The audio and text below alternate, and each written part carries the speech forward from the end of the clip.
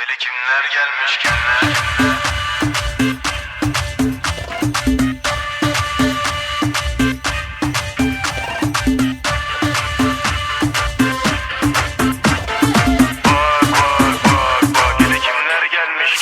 Üstündekini çok sormuşlar, söyleyeyim varken göz ve nazar. Doktor değiliz ama hastamız olmuşlar, gelişimiz ezber bozar. Söyle var mı numarası gözlerinin, tercümanı olur tüm hislerimin. Yerin artık dibidir dizlerimin, yine hedefim story'de sözlerinin. Onlar sahnede izle doyulmaz harbiden.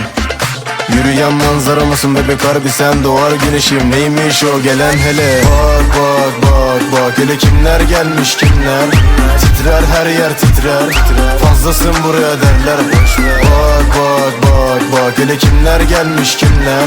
Titrer her yer titrer, fazlasın buraya derler. Aklındakini çok sormuşlar, söyleyeyim sarışın esmer falan. Yapalım sende bir plan, sen varsan bana gerisi yalan. Aynı yaşam ayrı yollardayız, meşgulüz dünyayı yakmaktayız. Belki baş belki sonlardayız ama çok yakında vizyonlardayız. Kalır akılda öyle bakarsan, olmalısın hep yanımda. Yok ki böylesi izle doyulmaz, nereden çıktın sen bir anda. Bak bak bak bak hele kimler gelmiş kimler. Titrer her yer titrer, fazlasın buraya derler.